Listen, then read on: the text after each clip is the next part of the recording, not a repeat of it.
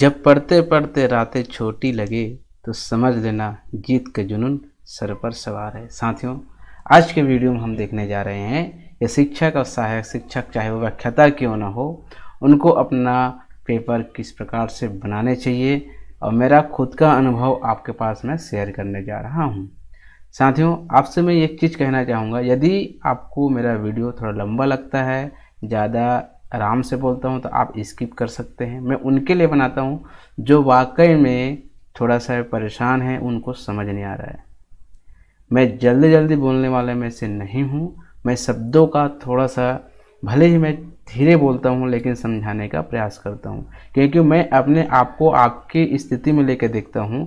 यदि मुझे कोई आराम से समझाने वाला मिलता, पहले धीरे से समझाने वाला मिलता, तो मैं कोई और होता और कहीं और होता। तो चलिए साथियों, आज को मैं शिक्षक और सहायक शिक्षक चाहे वो व्याख्याता क्यों ना हो, उनको अपना एग्ज़ाम दिलाते हुए किन किन बातों का विशेष ध्यान रखना चाहिए जो मैं रखता हूं, और मेरे से क्या गलती हुई थी और किस वजह से मेरे नंबर कम, भले ही मैं आज सहायक शिक्षक हूं लेकिन मेरा कम नंबर आने का कारण क्या है, क्यों मैं टॉप नहीं कर पाया, क्यों मैं टॉप 100 में नहीं जा पाया।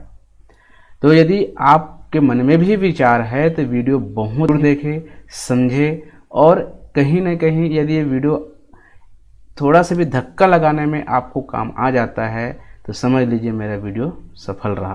तो चलिए शुरू करते हैं। सबसे पहले मैंने लिख रखा है पेपर की स्थिति। साथियों, जैसे हम यहाँ से मूड बना के जाते हैं, किसी को टेंशन रहती है, किसी को बहुत चिंता होती है, किसी को और होती है। तो जैसे ही पेपर की स्थिति देखते हैं, हमको पेपर मिलता है तो हमको दो चीज़ लगता है, एक तो सरल है या तो कठिन है। साथियों, सरल और कठिन ये दो ऐसे शब्द है जो सबके मन में होती है। कोई बोलते हैं सरल आया था, कोई बोलते हैं कठिन आया था। मैं कहना चाहूँगा कि जो पढ़ लेते हैं और जिसके पढ़ने से प्रश्न फंस गया वो बोलते हैं सरल, और जो पढ़े हैं लेकिन प्रश्न नहीं आया तो बोलते हैं कठिन। जैसे मेरे साथ हुआ था, मैंने जब पेपर की स्थिति देखा सहायक शिक्षक का तो मुझे बहुत ही ज़्यादा इजी लगा, बहुत ही ज़्यादा। लेकिन मैं भी बहुत तकलीफ में था, बहुत दुख में था। कारण क्या था? तो मैंने बहुत ज़्यादा डीप पढ़ लिया था, क्योंकि जब इसके पहले व्याख्याता और अन्य पेपर हुआ था उसमें बहुत ज़्यादा ऊपर लेवल का पूछा, हाई लेवल का प्रश्न पूछे थे।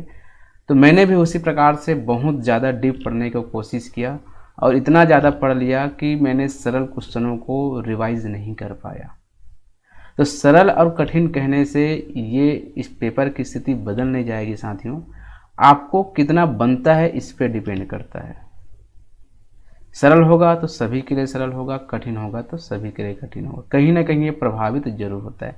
तो सबसे पहले स्थिति आती है कि पेपर की स्थिति क्या है, सरल है या कठिन। आपकी स्थिति में दूसरे कुछ भी कहे उससे आपको कोई मतलब नहीं होना चाहिए। आपको क्या लगता है ये खुद को देखना है। कोई आपको बताने नहीं आएगा, न बचाने नहीं आएगा, न आपका साथ देने नहीं आएगा। केवल और केवल अपने आप को खुद बचा सकते हैं, खुद मेहनत कर सकते हैं। पहले दूसरा है ध्यान, समय का ध्यान रखना। साथियों, लगभग 2.5 मिनट का समय मिलता है और हमारे पास 150 क्वेश्चंस होते हैं। उनमें से अलग अलग विषय होते हैं, चाहे वो पर्यावरण हो, गणित हो, विज्ञान हो, बाल विकास हो, जीके हो, कंप्यूटर, सब अलग अलग लेवल। किसी का कुछ कमी होता है, किसी को कुछ कमी होती है। तो 2.5 घंटे में आपको कंप्लीट करना है, ये आपको समझना है। इसके पहले जैसे ही पेपर आपको मिलता है और पर्यवेक्षक बोलते हैं हम देख सकते हैं, अब पूरे प्रश्न को अच्छे से देखिए, समझिए। मतलब धीरे, इतना फास्ट पढ़िए कि पूरा क्वेश्चन आपको थोड़ा थोड़ा समझ में आ जाए। ऐसा नहीं कि पूरा पढ़ने के में ही आप पूरा समय निकाल दें। 5 मिनट के अंदर पूरा देख ले, समझ ले। ठीक, समय का ध्यान बहुत ज़्यादा मायने रखता है। समय का मैनेजमेंट करना बहुत ज़्यादा, उसका सामंजस्य बनाना सबसे महत्वपूर्ण है। यदि आप समय को बचा लिए, समय को अरेंजमेंट कर लिए, समय में कौन से प्रश्न को कितने समय मुझे बनाना है, कौन सा मेरा सरल विषय है, यदि ये आप देख लिए तो टाइम मैनेजमेंट आप कर सकते हैं। ठीक है। पेपर हल करने के तरीके, आप पेपर कैसे हल करते हैं ये मैं नहीं बोलता कि आप कैसे करें, ये नहीं बोलता। मैं जो करता हूँ वो बता रहा हूँ। यदि आपको लगता है कि मेरा तरीका सही है तो आप बिल्कुल करें, अन्यथा आप अपने हिसाब से कर सकते हैं। कहते हैं ना, सुनो सबकी लेकिन करो मन की। करे अपने हिसाब से लेकिन सुने जरूर। ध्यान रखिएगा, मैं जैसे 101 से लेकर 150 तक के क्वेश्चन दिए हुए हैं, मैं उन सब्जेक्ट को देखता हूं जो मेरा इजी है। जैसे मेरा जहाँ जिसमें कमज़ोर हूँ वो जीके है और अंग्रेजी है, तो दो विषय को मैं बहुत कम सॉल्व करता हूँ सबसे लास्ट में। जैसे आपके पास बाल विकास है, 30 क्वेश्चन है। कहने का अर्थ है 1 से लेकर 150 तक सबसे पहले आप बनाना शुरू करिए। कई लोग क्या करते हैं, जैसे ये OMR शीट है, दिया हुआ है, गोला मारने के लिए दिया हुआ है, यहाँ पे प्रश्न दिए हुए हैं, ये प्रश्न को उत्तर उन्होंने पता चला यहाँ लगाना शुरू कर दिए। 1, जैसे इसका इस प्रश्न का उत्तर मिल गया, 2 यहाँ लगा दिए, तीसरा का प्रश्न मिल गया यहाँ लगा दिए। कुछ लोग ऐसे करते हैं, लेकिन मैं ऐसा कभी नहीं करता। पहला प्रश्न मैंने पहले 4 ऑप्शन में कौन सा सही है मैंने यहीं पे टिक लगाया। दूसरा मैंने पढ़ा, मेरे को समझ नहीं आया, मैंने देखा ही नहीं, इसको छोड़ दिया। तीसरा मेरे को समझ आया, टिक लगा दिया।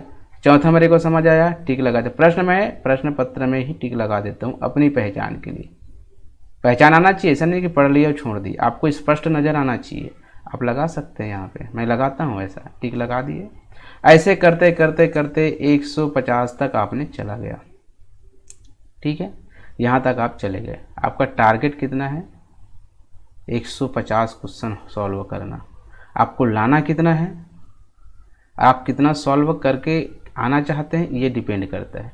चलिए, पहला राउंड आपने 150 तक कंप्लीट कर लिए, और पहला राउंड में हो सकता है आप 90, 100, 110 तक आपने हल कर लिया।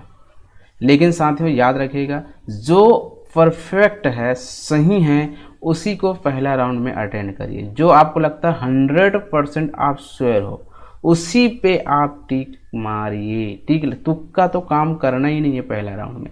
पहला राउंड, दूसरा राउंड, तीसरा राउंड चलना है अपने को, जो मैं जाता हूँ। जो 100% सही हो सकता है, 100% आपका 90 सही हो गया, तो आपका टारगेट है, मान लीजिए मैं 130 लगा के जाऊंगा ही जाऊंगा जब टारगेट बना के चल रहे हैं। फिर दूसरा राउंड जाइए। दूसरा राउंड में आपको क्या करना है? दूसरा राउंड में आपको ऐसा प्रश्नों का चयन करना है जो आपको थोड़ा समय ले रहा है, लेकिन आप जानते हैं उसको। हो सकता है आप उसको 20 नंबर तक बना लेंगे। अब कितना हुआ? 90 और 20 कितना हुआ? 110 पूरा। हो सकता है आप 30 क्वेश्चन बना लिए तो 120 क्वेश्चन हो गया। अब तीसरा राउंड में वो ढूंढिए जो आपको ज़्यादा समय ले रहे हैं। अब आप समझ के उसको, उसका आंसर बना सकते हैं। आप थोड़ा सा सोच कर, दिमाग लगा कर, लेकिन टाइम मैनेजमेंट रखना ज़रूरी है। तो ऐसे करते करते आप 130 तक, आप 140 तक भी जा सकते हैं, 150 तक भी जा सकते हैं।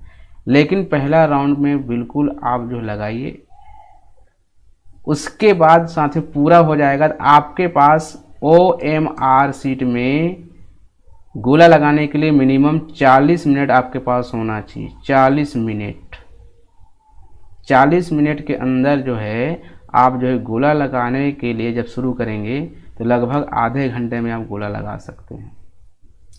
अब इसका फ़ायदा क्या है बता रहा हूँ। इसका फ़ायदा ये है, यदि आप डायरेक्ट इसमें गोला लगाते रहें और मान लीजिए पहला प्रश्न का मिलते हुए कोई 10वां नंबर में क्वेश्चन आ गया जिसका लगभग आंसर इसमें डाल दिया गया हो, थोड़ा सा मिलती जुलती इसमें प्रश्न आ गया हो और उसका आंसर आपको पता चल गया, हो सकता है यहाँ पे आप गलत मार दिए तो इसको आप चेंज नहीं कर सकते।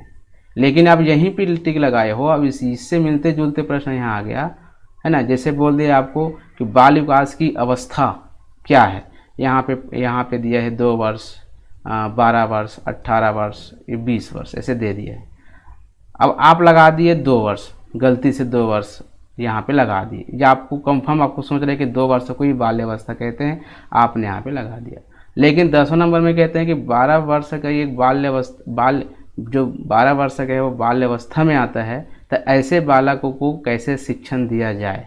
तो यहाँ पे आंसर आ गया बाल्य अवस्था का 12 वर्ष। तो यहाँ पे आप सुधार कर सकते हैं। ये डेमो है, ऐसा ही कुछ क्वेश्चन मिलते जुलते आते हैं, है ना। जैसे एक बार विज्ञान प्रयोगशाला में शायद या रसायन में पूछे थे, प्लास्टर ऑफ पेरिस का सूत्र बताइए, पहला प्रश्न। ऐसे जाते जाते हमने देखा तो लगभग 40 से 50 क्वेश्चन में प्लास्टर ऑफ पेरिस के सूत्र के साथ साथ उनमें ये जो सूत्र है प्लास्टर ऑफ पेरिस का सूत्र में क्या मिलाने पर जिप्सम मिलता है। प्लास्टर ऑफ पेरिस का फार्मूला दे दिया था और उसमें क्या मिलाया जाए वो दे दिया था। अब प्लास्टर ऑफ पेरिस का सूत्र हमको यही मिल गया, वहाँ से आप टिक लगा सकते हो। ठीक उसी प्रकार से सभी क्वेश्चन को आपको सॉल्व करना है। तो 3 राउंड, लगभग 2 राउंड 3 राउंड में कंप्लीट, लेकिन टाइम का मैनेजमेंट होना आवश्यक है। मैं हमेशा 40 मिनट शेष रहता है पूछता हूँ, क्योंकि घड़ी कभी घड़ी ले जाने के लिए मना करते हैं, तो आप पर्यवेक्षक से पूछते रहे कितने बजे हैं। ये समझ लीजिए 2 घंटे लगा, मतलब उसके 10-15 मिनट बाद या 2 घंटे जैसे ही लगता है आप जो है OMR शीट में गोला लगाना शुरू कर दीजिए। अब ध्यान रखना है। अब उसके बाद क्या करेंगे, आप जैसे ही गोला लगाएंगे तो टिक लगाएंगे, वो आपका ABCD बिल्कुल कंफर्म होना चाहिए कि आप यहाँ पे A लगाए हैं तो यहाँ भी 1 लगाएंगे। ऐसा नहीं कभी कभी हो जाता है यहाँ पे A डाले हो लेकिन यहाँ पे B डल जाता है, जैसे मेरे साथ हुआ था। मेरे साथ बहुत मिस्टेक हुआ था, इसलिए मैं साफ बोल रहा हूँ कि आप मेरे जैसे गलती ना करें। क्योंकि मेरा गलती होने के कारण ये था, मैंने बताया मैंने बहुत ज़्यादा डीप पढ़ लिया था, आया था सरल, तो मैं इसको सरल सोचने के चक्कर में कितना सरल आ गया, इतना सरल आ गया, इस सोचने के चक्कर में मेरा थोड़ा सा दिमाग जो है हिल गया। इसको तो सभी बना सकते हैं। मेरे पढ़ने का मतलब क्या हुआ, ये मेरे मन में आने लगा। ये मन में आपका आना नहीं चाहिए। यदि ये आ गया तो आप भी सॉल्व नहीं कर पाएंगे। ठीक है, तो समय का ध्यान रखें साथियों। पेपर हल करने के तरीके ने, अब तुक्का मारे कि नहीं, तुक्का लोग मार भी देते हैं। तुक्का तो वही कहते हैं ना, जैसे तीसरा राउंड में आपको तुक्का ही मारना है, लेकिन वही जो आपको लगता है कि इसका आंसर यही है, ये मार देता हूँ, तो ही आप तुक्का मारे। नहीं तो आपका यदि 100 90 यदि सही है ना, 90 यदि सही हो रहा है, एग्जैक्ट एकदम सही 100 तक के चले गए हो, तो ज़्यादा तुक्का मारना नहीं चाहिए। क्यों? क्योंकि आपको मैं नीचे बताता हूँ। देखिए यहाँ पे नीचे देखिए, हमारे पास आपका टारगेट है कि कितना नंबर आना है, आप बना के जाएंगे कि नहीं मेरा नंबर कम से कम 90 से 100 आना चाहिए, 100 से 110 तक आना चाहिए। ऐसा आप टारगेट बना के चलें, 110 से प्लस आना चाहिए, उसके हिसाब से आपको लगाना है। ऋणात्मक अंक पर ध्यान दें कि हम ज़्यादा टारगेट करते हैं तो 4 क्वेश्चन पे 1 नंबर गलत होगा, मतलब 5 नंबर आपका गलत हो जाएगा। ये ध्यान रखना है आपको कि ये 4 प्रश्न गलत होने पर 1 नंबर और गलत होगा, मतलब आपका 5 क्वेश्चन जाएगा। ये आपको विशेष ध्यान रखना है। ठीक है साथियों, तो मैंने कुछ बिंदुओं पे चर्चा किया और आगे कुछ मैंने जो प्रवेश पत्र में ध्यान देने वाली बात है, मूल पहचान पत्र आपको लेके जाना है, ये विशेष ध्यान रखना। ये बिल्कुल अभी से आपके पर्स में रख दो, अभी से काले नीले पेन बढ़िया स्पेशल 3-4 ठो पकड़ के चले जाना, और बिल्कुल आप समय से पहले पहुंच जाओ। समय से पहले आपको वहां पहुंच जाना है। ठीक है, तो ये रहा आपको क्या क्या ध्यान देना है परीक्षा हॉल के अंदर। स्थिति आपका मन स्थिति सही होना चाहिए। आपके जो स्थिति है वो बिल्कुल भी शांत रहना चाहिए, एकदम शांत, हड़बड़ाना नहीं है, टेंशन नहीं लेना है। यदि आपने ये किया, टेंशन लिए, तो जो सवाल आपको आता है वो भी आप भूल सकते हैं। ये आपको ध्यान रखना है। तो साथ ही एक छोटा सा ट्रिक था जो मैंने हमेशा ध्यान देने की कोशिश किया, लेकिन कहीं ना कहीं मेरे से गलती हो जाता था।